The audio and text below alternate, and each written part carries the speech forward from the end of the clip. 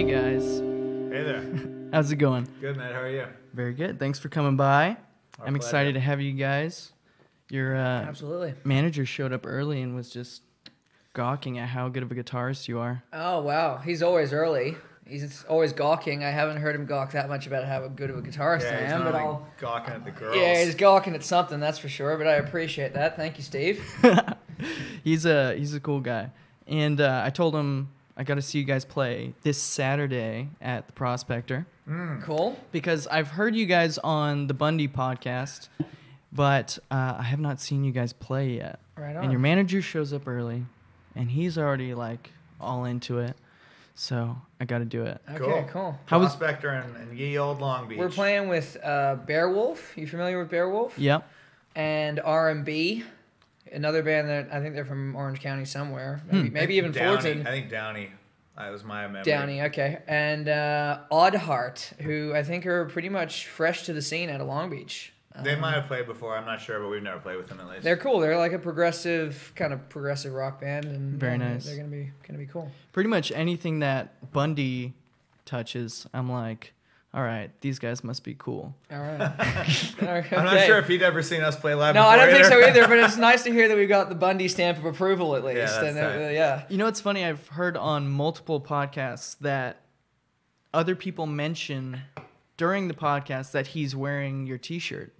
Oh, okay. So he rocks that thing a lot. Nice. That's a rad-ass t-shirt. Yeah. That Marlboro one? Marlboro one, yeah. I can never say that fucking word. It's a cigarette Well, actually, company. Jake. I mean, he designed it. He obviously took a little bit of license from the Marlboro logo, but Jake does most of our. The packaging, yeah. It's Exactly. just two triangles. It's not. He's Yeah. not ripping off anybody. Exactly. Until we get a cease and desist, we're gonna keep And then doing we managed to actually sneak our. I don't know if I can even get it out right now. Oh We yeah. managed to sneak our tattoo into the design in there somewhere. If you look at the t-shirts, like It's hidden in there. hidden so in the crest. everybody's wearing a Luke and Jake Davies kind of emblem on their chest every Very time nice. they wear that T-shirt, whether they know it or not. Brothers with matching tattoos. Yeah, man. well, basically, if you can see, I don't know if the camera can see, but it's there's an L. There's an L on there for Luke. There's a J on there for Jake, and then our last name is Davies. So it's like the family name is what That's fucking awesome. what man. links us. It's a You crest. guys- collegiate Exactly. crest. You guys actually didn't bring me to roaring tears, but when I was listening to the Bundy podcast and you guys were talking about how Luke was rushing over to go see you in the hospital, that fucking broke me, man. Yeah, it was pretty gnarly. Because I got a little brother, and like we're close, but we're not like as close as you would want to be with a brother, you know? And you guys are in a band, you're doing this whole thing. And I just imagined myself in that situation, and it fucking made me tear up, man. Yeah, it was dude. pretty gnarly. It was The moment of the relief on his face when he came into the hospital finally and saw that I wasn't legless or I wasn't that's about what to they- get amputated. That's as what they told said him. to me. I mean, we were at the crash site, and the ambulance workers and the firemen. I was asking, how is he doing, wanting checkups, and they repeatedly said, yeah, he's fine. And then eventually they're like, yeah, he's fine, but he'll probably lose his leg. And I'm like, that is not my definition of fine by any stretch of the imagination. So for the next 2 hours, 3 hours, until I finally hitchhiked and got to Oklahoma City, I was just, obviously in complete disarray, Yeah. mentally, physically. So I guess I'm just lucky that I've never had to go through something like that with a family member. I've had bad shit happen, but nothing to where I'm in the middle of nowhere and I've got to get to a family member with no means of getting there. Yeah. And just, fuck, man. And a bunch of gear on his back too. yeah. Yeah, I heard you got like 2 bags. So anyway, for people listening that don't know, you guys were on tour. Crazy accident, tire blown, spun, flipped. Flipped like 10 times. They had to paramedics had to cut me out, or fire department had to cut me out. Rushed me to hospital in an ambulance. It took about an hour of a drive to get to the hospital because that's how middle of nowhere we were. Stayed in hospital for about a week after the surgery, and the kind people of Oklahoma helped us out as much as they could, which was really, really awesome. Complete randoms. They were the family of one of the firefighters that saved us. He came up to me and he asked me, "Do you guys know anybody here?" And we said, "We don't know anybody until like Arkansas, which is a solid, I don't know, 300, 400 miles away still or something like that."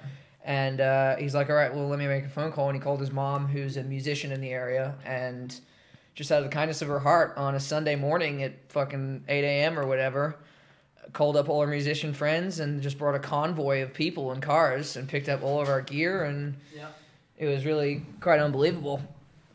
It was a true kind of touching show of humanity, and you compare it to what would happen in LA if somebody, that were to happen on the 405, it'd be like honking, "Fuck you, I'm late to work," it wouldn't be the same sort of thing. I mean, so I want to agree with that statement, but at the same time, I think the people that watched that accident happen, you'd have to have some like urge to go and help, right? Yeah. The ones that like watched it. The people behind you have no idea why the fuck traffic is stopped. Yeah. They're gonna be pissed. Yeah. But that's like the deciding factor if you're a good human, right? Yeah, probably.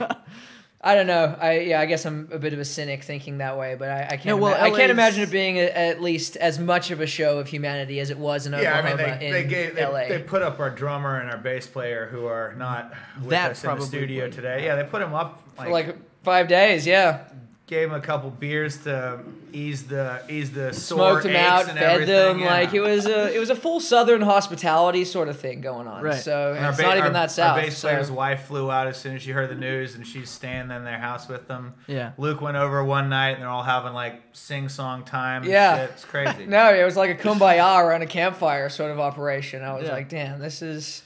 If you didn't know any better, you could come in as an outsider and see that situation, think that they were all friends for 5-7 years. Yeah. It just didn't. It was absolutely seamless. That I did notice about Middle and South America, which, I mean, United States of America. Southern. Southern America. I went on my first tour in October, November to New York and back, and I had no idea what the Middle of America was like. I had only been to New York and to LA. And although it's different, it's not really different in a bad way. Like when you get to be in front of a human and talk to that person. You watch shit on the news and you can disconnect from people easier that way. But when you're with somebody in a bar, we were never treated like shit. Yeah. Like everybody was so nice. And there is that, I don't know, that closeness that they let you in on easier. Yeah, it seemed like they're definitely not as closed as people out in big cities are, like LA and New York. And they're not all trying to prove that they're cooler than you either. That is definitely true. Definitely true. Southern hospitality, as they say. Yep. I was in this place, Marfa, Texas, and it's like middle of nowhere, artsy town, population like 100 probably. Like the first night we were there, I saw this guy, and then the next morning I saw him walking around town. And I'm like, I've never seen the same person twice in a normal, like, big city, And I saw this guy twice. Within 24 hours. But they had, like, this one little venue there, the Lost Horse, and they all made food, and it was just, like, a nice, eye-opening experience. So I don't doubt that the people treated you with a lot of kindness. They did. And you guys got a fucked hand, too. Like, that wasn't cool what happened to you guys. Pretty rough. But, I will also say this. I mean, there's, of course, the differences of the small town in Middle America, et cetera. But we do have a real tight-knit little community in Long Beach, too. We go around walking down the street, and we will see 20, 30 people we all know and wave to and go in and have a beer or whatever and decide to change your plan that day because you just walked across a friend. So I think Long Beach has definitely got that same kind of vibe for a lot of extent. Maybe Homely it's a little bit community different, sort of thing. but definitely a community. Yeah. I spent a lot of time in Echo Park, Silver Lake area of LA. I was going to do a lot of shows at the Echo, and I liked it because I was seeing a lot of bands that I liked. And then I spent some time in Long Beach when I met Nani of Bundy, and I was printing T-shirts for people out there, doing stuff like that. And I realized it's a nicer LA. Yeah. Like, it's just people are a little more relaxed. They're less willing to, I don't know, there just seemed like there was less of a gimmick going on down there. Less of a personal agenda to your life. It's just go and be you and have fun and do whatever you're doing kind of thing. And everybody's, for the most part, pretty cool chill. With each other, Yeah. Right. Everywhere you go, there's going to be assholes. Yeah, there's a few little dickheads every here and there. But that's the way it goes. Well, I'm glad you guys are we're thinking of you one thinking in of, like, particular. Shout out to Joel. Who the fuck is Joel? Don't worry about Yeah, that. he just needed a casual shout out. We don't need to go into detail, All right, but all right. casual shout out to Joel. All right. But I'm glad you guys are back on board, doing your thing again. Yeah. And you're you all have all of your legs. Yeah, Yeah, it was pretty wild. It was like the lowest low we've ever had last year, and then the highest high. When we finally finished recovering, we got a call from our booking agent at TKO, and I was like at work, still sort of hobbling a little bit, and like, oh shit, Andrew's calling. Better open this one. Picked up the phone, and he's like, hey, so I got a gig for you. You guys interested in playing the observatory with Wolf Mother? I was like, He's about to drop the phone. I said, thank you, Steve. I mean Andrew. Called Called the wrong fucking name. God. Not drop my phone. Anyway, Oh my so it was God. the lowest low, and then boom, like pretty much the second show back, we had our little resurrection show over at Slide Bar, and then Right. boom, straight into this Wolf Mother Yeah. one, and it was awesome. It was like we never Life, played. We life never played goes to a from crowd. here to there in Never a played to a blink of an crowd that eye. big You know? before, and people were pretty damn into it in Orange County. We were pretty well received there, and then when we went to San Diego, it was like wild how well received we were there. We Yeah. sold like Well, that's a pretty much great all of venue, our too. merch. It was Yeah, awesome. you've been to that one? Yeah. That one's the best. I Yeah. mean, they're, Not to they're talk both shit- good. Not to but talk shit on the OC one. no, That was no, great, no, too. not to talk shit. No, the other but one's just It's different. the style of Yeah. the venue, exactly. It's like an old town theater type of thing. Yeah. With Yeah. the seats taken out, and Yeah. it was beautiful. There's a different type of crowd that comes to the observatory in Santa Ana. Mm-hmm. I'm not saying they're worse, but they are. Like, it's just different. Yeah. And anytime I'm in San Diego, I have a great fucking time. I don't Yeah. know. It's different. Yeah. Orange County has something. I think they're mad they're not LA, or I don't know what it is, but I agree that venue's fucking awesome. I'm happy. Is your manager pissed? No, he's laughing. At that. He likes it. I think he agrees. Oh, it's true. Sure, there you go. He knows all about it. He lives in Tustin. Yeah, I don't know what the fuck it is. I've been in Fullerton my whole life, and everybody seems to have some kind of stick up their ass. Speaking of Fullerton, we have a show out here too. Actually, we're playing Slide Bar on February 1st with a band that I think is mostly from here, which are called Desert of Talking Shadows. Yep. Led by our good buddy Mike Dog and Kyle Villanowith. I don't always say his name wrong. Yeah. But Kyle. You and fucked it again, but that's Kyle, all right. Kyle and Mike Dog Yeah. are playing with us. And Cool. another band from Long Beach that we play a lot with called Laced in Blue. And Idol War. opening for us is Idol War. Who I'm Yeah, not I don't. familiar Neither with am I. yet, But hey, we're about gonna, to find out. Idol February War. 1st. We're gonna get Idol Ward. Interesting name. Idol Ward. No, it's no. Idol War, but he's Oh. saying we are going to get Idol War. Duh. Okay. Oh, got it. Just stupid. It was real dumb. It was real dumb. That but was worth glossing over. Not, no, not but he revisiting. I wanted just rehashed clarification, and it. I needed to. I needed to point out how dumb that was, and now Yeah. it's been pointed. Yeah, it's so. pretty dumb. So it's a Slide Bar show, and Slide Bar is always free, which is awesome. So Yep. come down and rock out with us on Friday, February 1st. Yeah. Very cool. At Ye Old Slide Bar. A Friday show. That's going to be good for you guys. Yeah. It's in this area especially.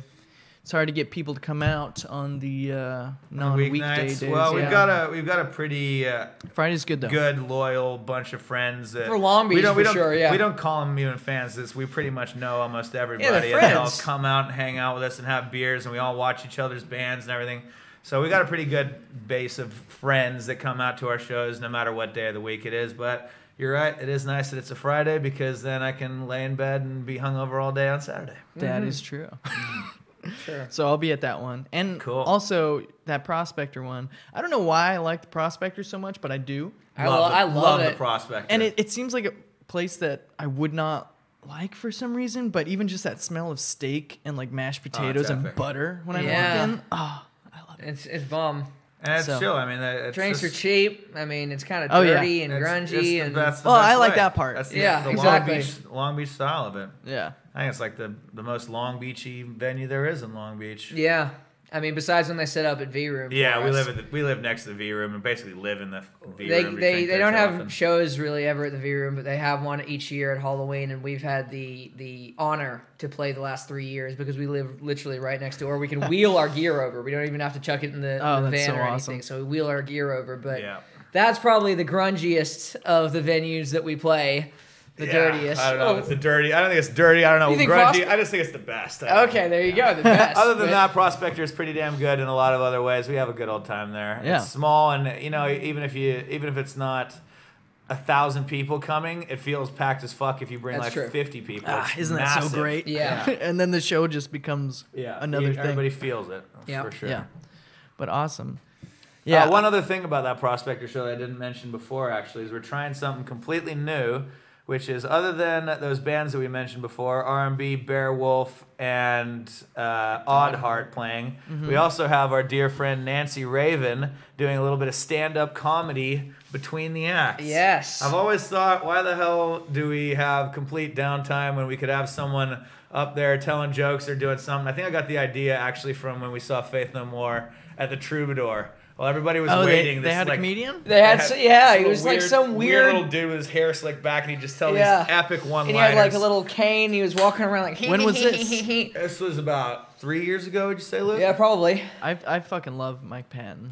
He's the sickest. Absolutely. Mystery So, Bungle a is little like my story favorite about that project. is during that show, we got to see them at the Wiltern about maybe 3 days earlier or a week earlier, and then we somehow scored the Troubadour too. Because we it got was like tickets. a secret show, and we found out about it and somehow got tickets. Anyway, we rocked up, and Mike Patton did a crowd surf from one side of the bar to the other, and I was one of the ones that was carrying him from one side, and I was like pushing people out of the way to keep carrying him, and he made it to the bar. And as he got to the bar, I ran up and just with one arm cleared the bar of all of its bottles and glasses. And the bartender looked at me like I'd committed the most cardinal of all sins possible.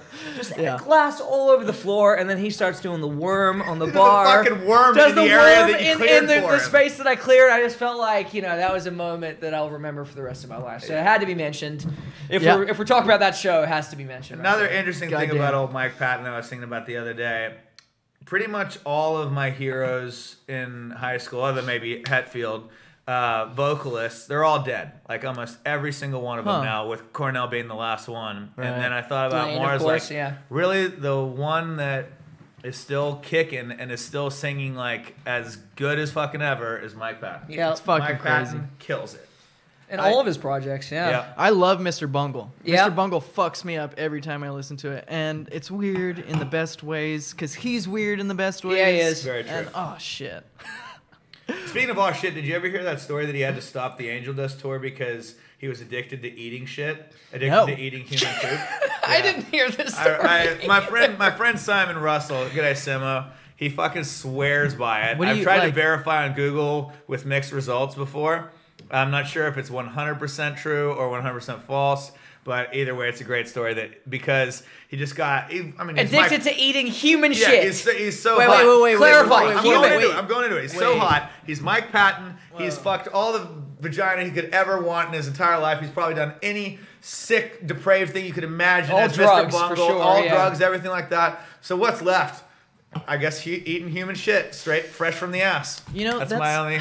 That's all that's left. That's why I try to keep my wildness at a calm level because once you get that certain high, you just got to keep topping it. Exactly. Topping it. And I don't think I could get to the eat shit high. No. I don't think I neither could can I, either. but- It's like people that take heroin. Like, you know you're going to fucking like it. Why would you try it that first time, you idiot? Excuse the Faith No More pun, but is there any evidence to this? Okay, is there any evidence? Is there actually any You got a evidence? taste of evidence.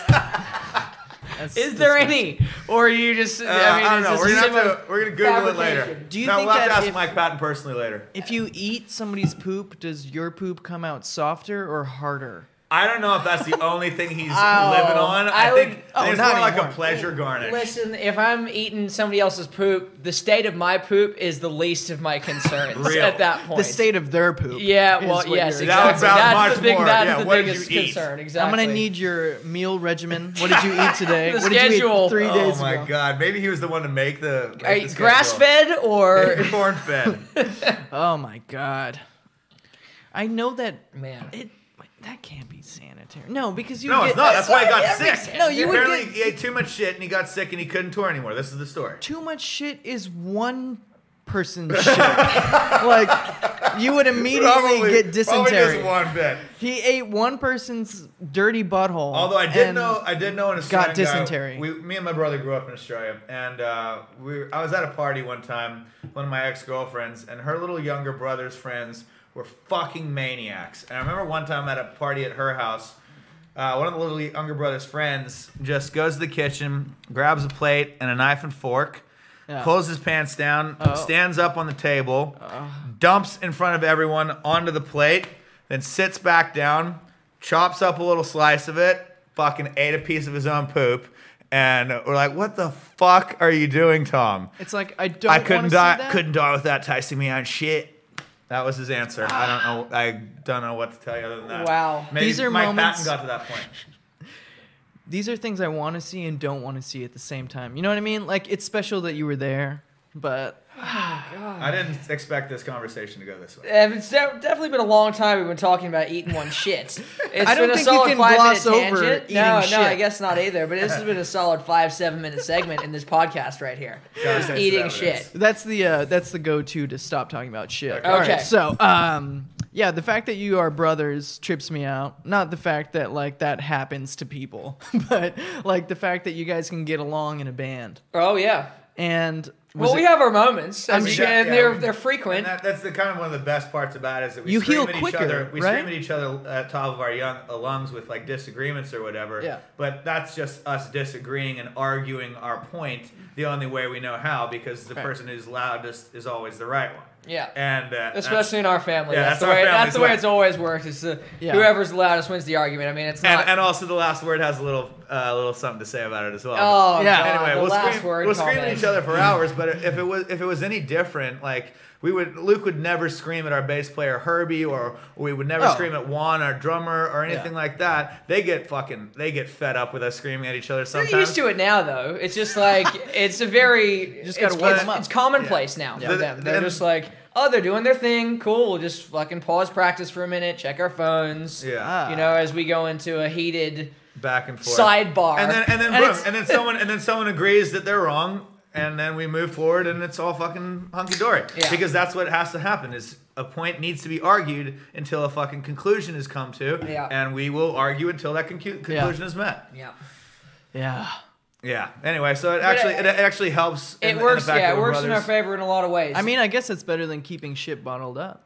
We have No, for sure, we have quite yeah. different tastes in some ways in music, but I find that 98% of the time our taste in our own riffs or melodies or whatever that we write, because he writes shitloads of the vocal melodies, I write a bunch of the riffs, and yeah, we both kind of it's- do it together.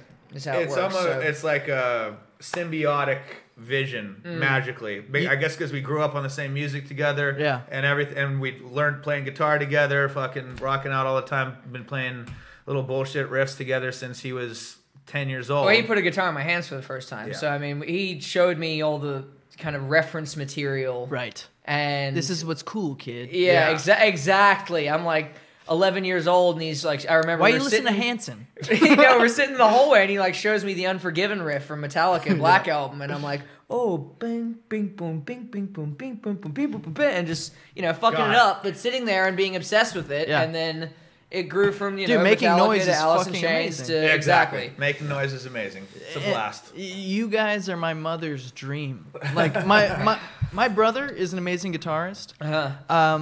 And I dabble in music. But my brother, he's a technical fucking genius. And she wishes that we would be in a band together. I tried.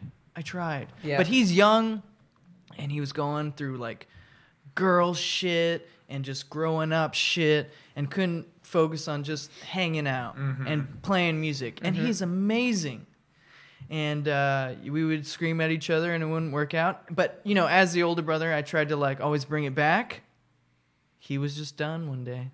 Wow. Yeah, our musical styles were too different. Gotcha. And I think over time, it'll kind of come Well, was it together. a question for you though? Was it really the musical styles being too different, or was there an element of just that as brothers there was like a personality / ego thing that at the end of the day made it just like, okay, this doesn't work anymore, or was it legitimately the music?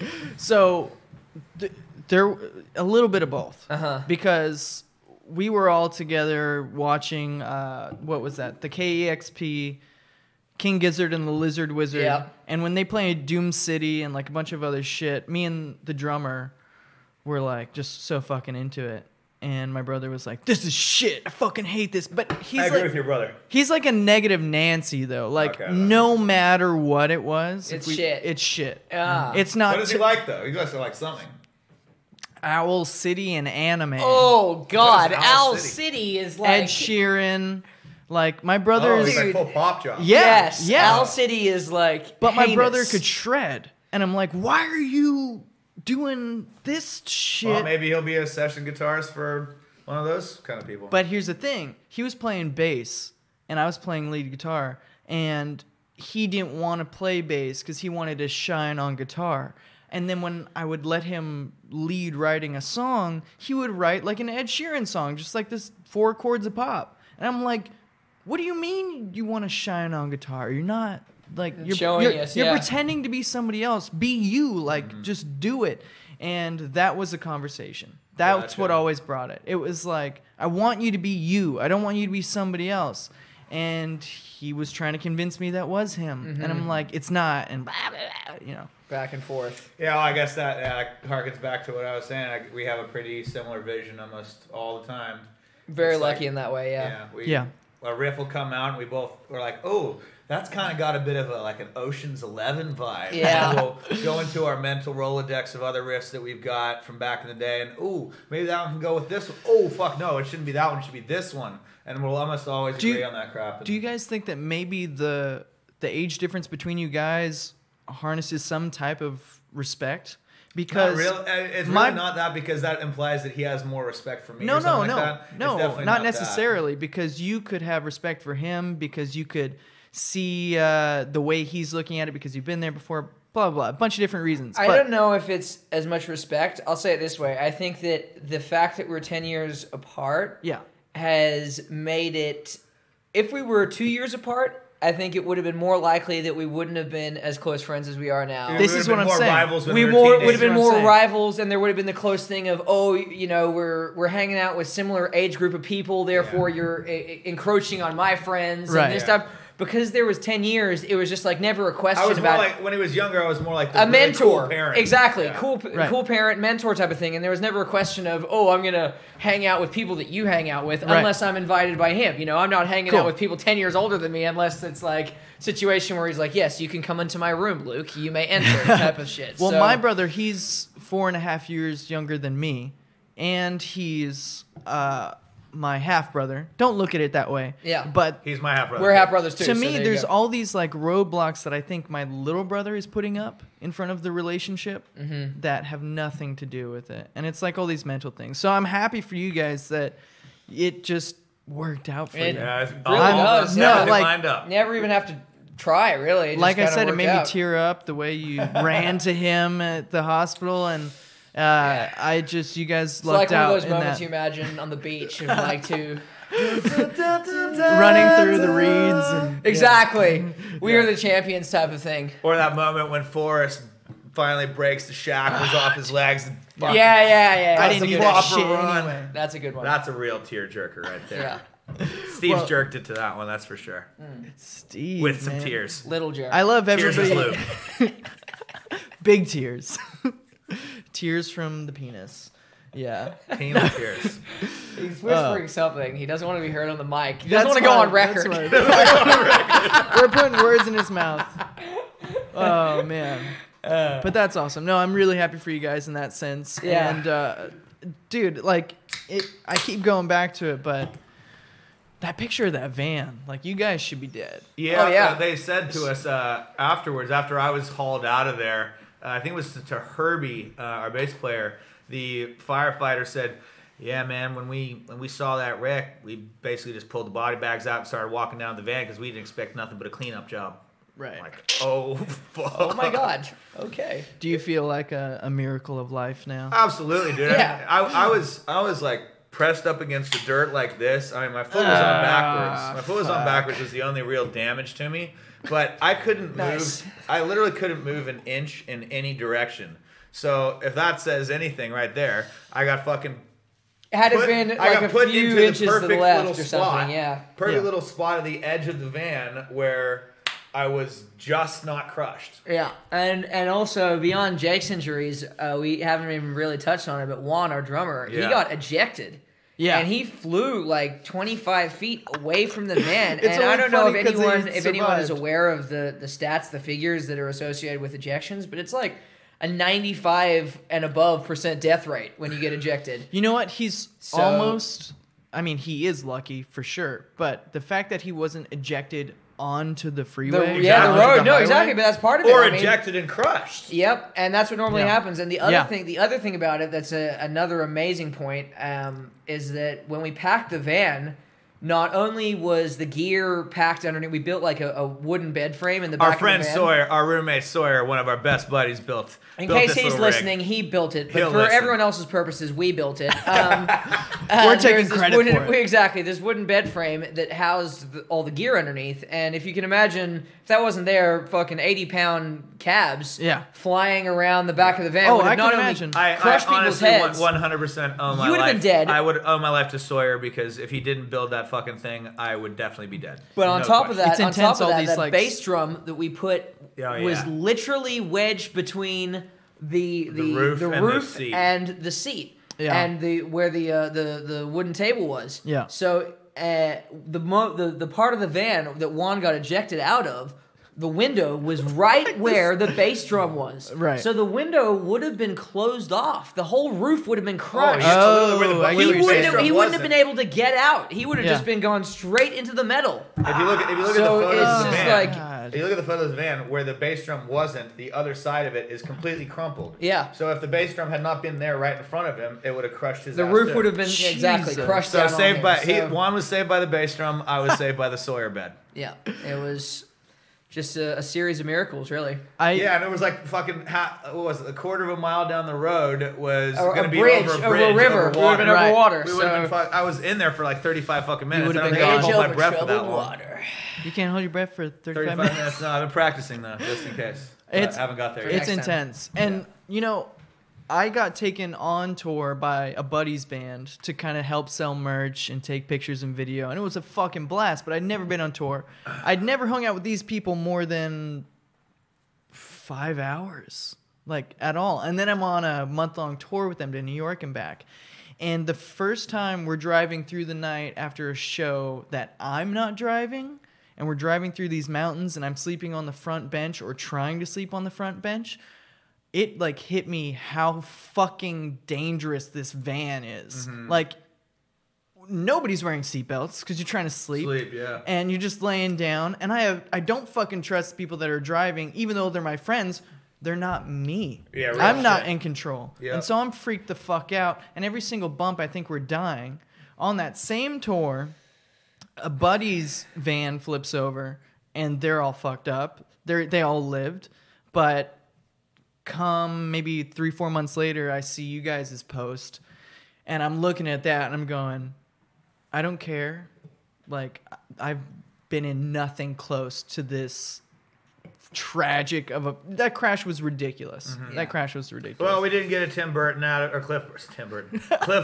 of it, or what's it called, the you don't want that. drummer from Def Leppard. We didn't get any of that. So we honestly did. Everyone says like, "Oh, it's so fucked up that happened to you. It's so bad, blah blah." But the way we look at it is, it's like literally the luckiest day of our This is lives. what I'm saying. The Like, luckiest day we've ever lived to have survived. I felt lucky that I was in 15 to 18 passenger van and I made it to New York and back.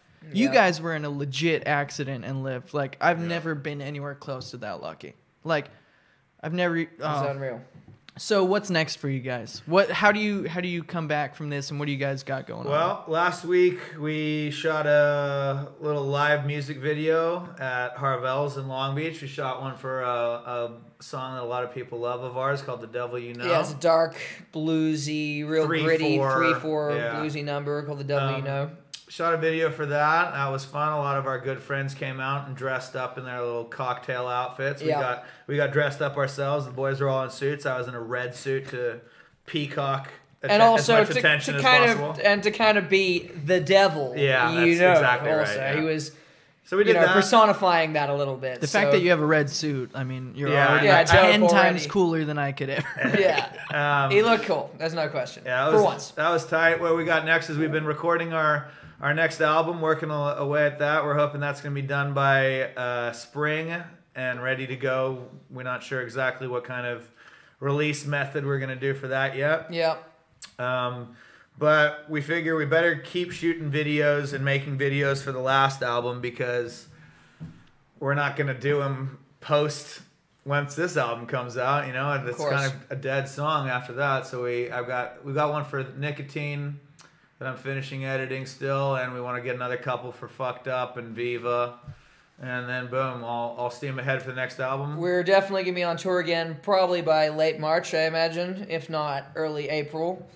Our booking agent, TKO, who got us that Wolf Mother show and many, many other gigs that we've had throughout the last year and a half, is we've finally given them the green light again after the accident, because we've been out of commission, obviously, with Jake, broken with his leg. Exactly. Physical therapy, I'm sure. Plenty of physical therapy and weird machines that I have to use on my knee and all kinds of shit. It's crazy. Sponge baths. Do you guys, and dildo work. I don't mean this to be internal adjustments. Yeah, that's how they internal save massaging. your leg. Internal massage adjustments. Yeah. I don't mean this to be like salacious and harp on the accident, but do you guys have any legit fear of being on the road again? It definitely happened when we first got into it. When we first started driving again, we both felt pretty nervous just being in cars in general, going on the freeway. Yeah. But it's been enough time now, and this is what we do. Yeah, exactly. Get back on the horse. You're gonna play fucking music. You're not gonna sit in just Long Beach and play music. What's the point? No, of course. More than that, we're going to have a trailer every time we go out from now on, because part of the reasons that tire popped, and I mean, it wasn't a great tire, obviously. The tire was fine. It was because the fucking road was bumpy and because we had a lot of gear in the van. I don't think the tire was America's infrastructure. Yeah, there you go. I don't think the tire was absolutely fine, but I mean, it could have been. I don't know. But it was definitely due to the infrastructure, mainly. But we're going to have a trailer for next time. So that's going to be part of the help distribute the weight. Absolutely. So you're getting back on the horse, but you've learned a few things and just keeping it going. Yeah, keeping it going, and everything will be tip-top shape, and we'll be as careful as possible. Not that we weren't, and not that it wasn't before, but it's just not going to happen. Lightning doesn't strike twice like that. It's not going to happen. We've been through our tumultuous time, and it's always darkest before the dawn, as they say. Well, that was the fucking dark. And now it's the fucking dawn, and we're moving upward and onward. And I'm sincerely happy for you guys. We built a lot of fans across the country through weird internet means, and a lot of them really want us to come out there and play for them. And there's only so many shows a month we can play in Long Beach, Orange County, and Los Angeles. Well, that's the thing. You're gonna grow as a band, not only as musicians, but you're gonna get new fans the more shows you do across America, and as far as I've heard, and I will see for myself this Saturday, you guys fucking rock the show. So thank you, anywhere you guys go, I bet thank you you're to gonna whoever get new told fans. You that. Yes, Bundy. Cheers, Steve and Bundy. Thank you to Mr. Bundy, wherever he is. Oh, Steve, our manager, said it. That's nice of him. That's kind of like your mom. But my mom says I'm cool. Yeah. Millhouse. Yeah, but he was also telling me stories about Buddy Miles and some shit from back in the day, and I think I can concur that he's legit cool, and what he says. Steve is definitely legit cool. Steve actually. Oh no, I'm not allowed to tell that stuff. Yeah, I'm not telling his full story with what he told me, but from what he's told me, Steve's he's got some whoppers. If you ever he's come got see some us play, whoppers. fucking grab Steve and get some stories from him. He's got some great ones. No, when he was here before you guys, I was thinking maybe we could knock out a quick podcast before these guys. That's a good idea. No, but to hear somebody that's seen a lot of great musicians call you guys. Well, he best worked at Sound City, so he musicians. definitely has seen a lot of great musicians. Yeah. Yeah. Oh my God. Speaking of studios, for our new record, we've actually been recording it from home. And we've now set up our own studio from the house that we've been producing other bands to professionally. Studio Bonito. Studio Bonito. Studio Bonito. We live on Bonito Avenue, and that's why it is the Studio Bonito. And also, it's a great name because it's Yeah. the beautiful studio. And we wanted to separate it from the band, not call it Studio Limbo or something. No, of course Right. not, because it's a separate entity. We do it as Yeah. a separate thing, and so we've been recording different bands. We got Laced in Blue from Long Beach coming in real soon. Sick Mystic from up in Pasadena that are kind of grungy, real good friends of ours. Cool. The South Hollows from Long Beach too are coming in. So We got Beowulf as well, right? Beowulf as well coming in. Oh, So nice. there's plenty of bands that are within the scene and the area that are all going to be coming through and doing some work with us. That was So another It's a- thing that your mom manager mentioned was Steve. that Oh, you guys my momager. momager are that you're an amazing recording engineer. And Yeah. although you're just getting into it, he was like, find a better recording. Find a better recording. He used his Trump voice for that. Wow. Find a better recording. Well, thank you, You Steve. can't. We've got Thank the you, best Steve, for the recordings. vote of confidence on Best that. recording studio in the whole world. Best recordings. No one else has recordings like these. Best facilities. Best facilities. You can't even get recordings like these. You anywhere can't get else. recordings like these. Steve's seen it. Steve's heard it all. He worked at Sound City. He says Luke's the best recording. You know Just the guy believe you it. like? He's shit. He's shit. I don't care who you like. He's garbage. Forget him. His dad never loved He's him. fake news. He's fake news. You think It's you a got fake recording. better recording studio? Fake news. He records in MP3, not even WAV. Yeah. Right. Anyway. So Funny. that's Yeah. what we've been doing is building that up. Cool. So Building that up, and it's cool that we've been buying equipment for ourselves over the years to just acquiring equipment slowly, and it's cool that finally it's starting to become a business for Luke, and it's going to pay its way back a little bit, tax write-off job, Yeah. and Fuck yeah. not That only too. that, but yeah, exactly. The equipment that we have for the band now gets double purpose, and Yeah. Find Get what to you're make good an income at. off it. Find what you love. Keep doing that. Work fucking hard at it. And guess what? Your job, the thing Will that's become making that. you money, Yep. is You'll something like you it. like. Yeah. Holy shit. Exactly. Who would have ever thought? yeah, Yeah. that's really tight. It's been an interesting little transition for Luke because after the accident happened, he didn't want to go right back into the serving thing. So we've been working on our music and Sure. recording a lot and everything like that. It was an And eye it's opener, just- It's it like, do just- I want to? I'd see a lot of my coworkers and stuff, and it's no diss or anything, but I see a lot of them, and just you get kind of in that comfortable routine, Yeah. and before you know it, fucking what was supposed to be a temporary 2-year, 3-year thing whilst you're finishing a degree turns into, oh, I'm here 15 years later. It happens, And man. exactly, it but- happens, just and it's no fucking diss on happens. anyone, but But it just the fucking accident- happens. the accident was the changed turning his point, the perspective. eye-opening thing. It's I was like- like, shit, I can't do that because then I will suddenly become comfortable and I will be there. Well, no, for not much- only that, I fucking got in an accident. Life is finite. You never know when you're going to go. Yeah. It's like, Exactly. Where do I want to So be spending my I fucking can't time be doing? doing that because before I know it, it'll be 15 years down. Like, Yeah. it's one thing to be doing it for 2 years, 3 years, but Right. when you become reliant on it, it just anyway. It It's becomes kind of your safe zone. randomly what our next album's about. Even though all the songs were written before the album, Most of or them, before yes. the accident, pretty much. Yeah, almost all of them. Coincidentally, yeah. Coincidentally, it's called "Live Forever." And after really reflecting upon all of the songs as a whole, we were talking about it the other day, and it really is about overall. It's about time. It's about how time is the most mismanaged, mismanaged and misused, the most misappreciated. the most precious commodity there is. Money's not worth what time is. There's nothing that's and worth what time is. everyone with fucking money wishes that they could buy back more time. Yeah, that's I one- guarantee that's you one of the that thing. lines. That's So- why that's why I pick the porn I watch very carefully. Nice. I don't want to waste Yeah, that time. agree. Steve, Waste Steve your our time. manager's into hentai himself. That's his particular.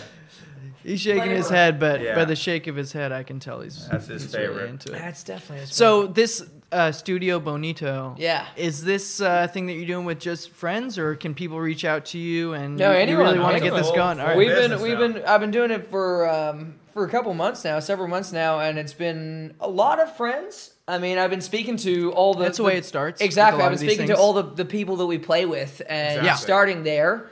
And like, yo, you guys need some recordings. Let's fucking work out a deal. And that's been a great source of it. But now we've kind of been doing the Instagram thing, etc. And a lot of people, for the first time within the last about... I don't know, 4 or 6 weeks, have started reaching out to me through Instagram, people that I've never met before, etc. That's how South Hollows happened. We never met exactly. them, right? South Hollows, they're coming in early March, and yeah, we never met them before. I don't know them, but Josh came in just the other day, and he checked out the studio, and we're recording in March now, just through Instagram. So. What an amazing tool the old Instagram is, crazy, and a connector. Yeah, it's the only way we've ever sold all of our CDs and shit like that. We sell them all around the fucking world purely because of Instagram.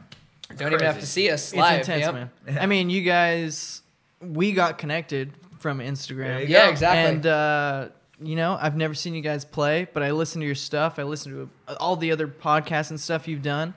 And now I'm excited to be here with you. And it's this weird thing. Like, the internet is so easy to get connected to somebody, and especially Instagram, because you can see what they've been up to. You can kind of gauge. Hopefully quickly figure out whether or not they're into butt stuff and if it's going to be a good match. Yes. But if you're also into butt stuff. You can't tell with Steve when you look at him, but I mean, there's always the dark horse.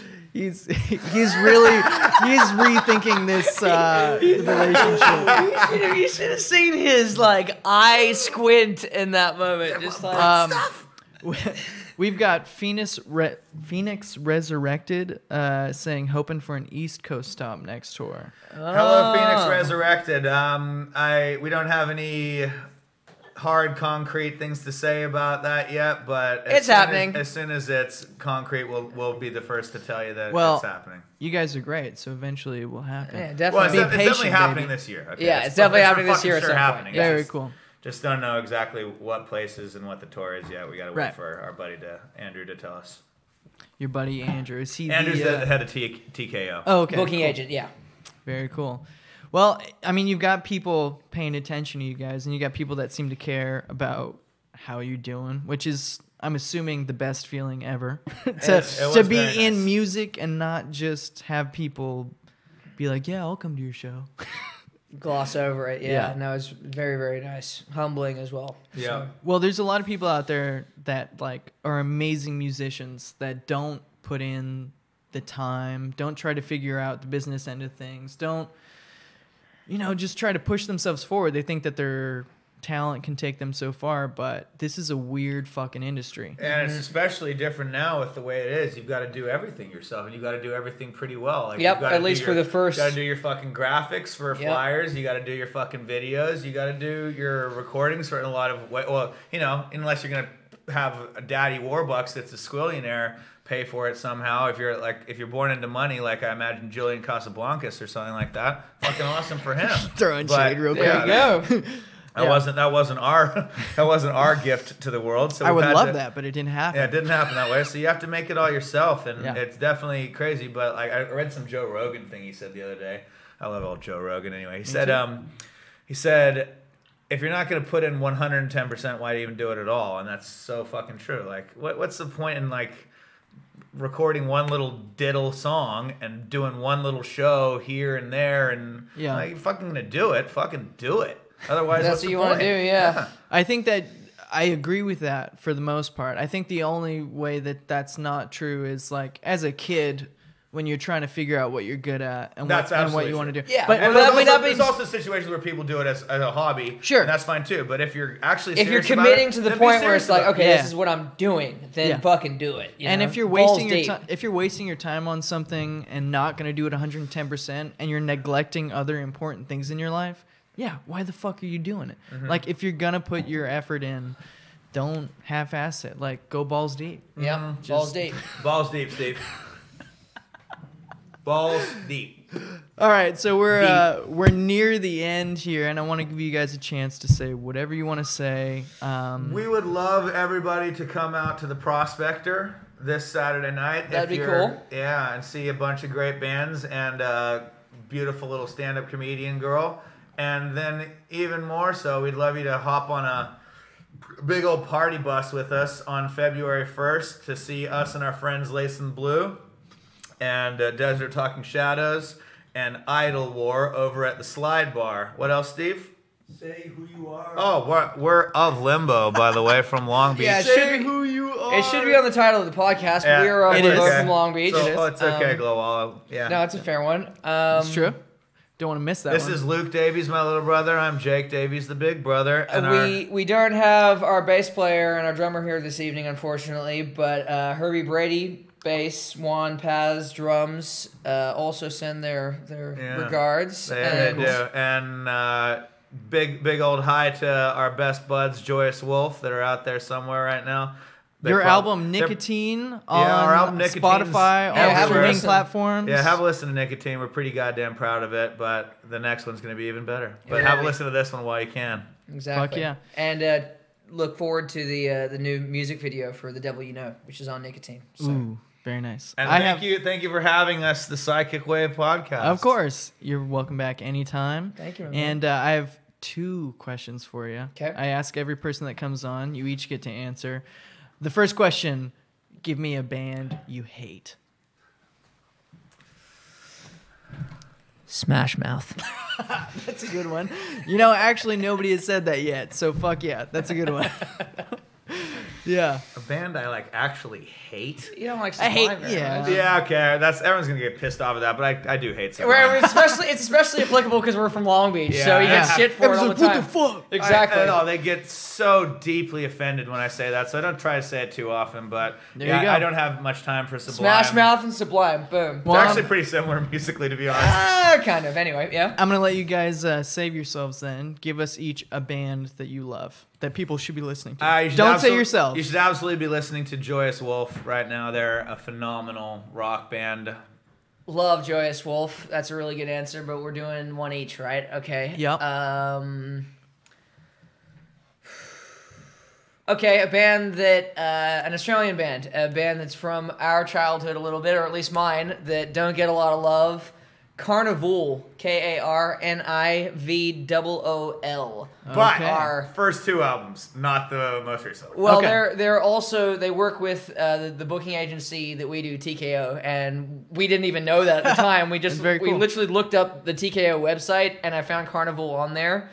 Near of Limbo, I'm like, holy shit, we're on the same booking agency as Carnival. They're like one of my favorite all time bands, and Ridiculous If riffs. you like hard rock music, it's a little bit more progressive than we are, that's for sure. But if you like hard rock music, I think that they're my favorite Australian band ever, and that goes past In Excess, that goes past AC/DC, that goes past a lot of Australian bands. So Awesome. check out Carnival. Will do. Well, I think everybody should be listening to Of Limbo. Woo! So cheers. Thanks for coming on. That's Hey, it, boys. Thank you. Thank you very much. Cheers to being alive. All right. Downzo. Dunzo. Off Outro air. Music is playing. Not off air yet. Not off air. Not off air. Still going. Everyone, Still cast rolling. Steve, Off air. stop. Put it away. Put it back. Put it back in your pants. Shave it out and I don't know why the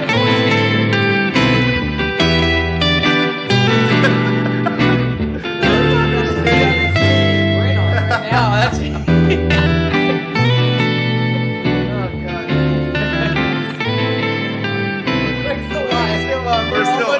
We're still on. No, the music's playing, so it's okay. We can still do it.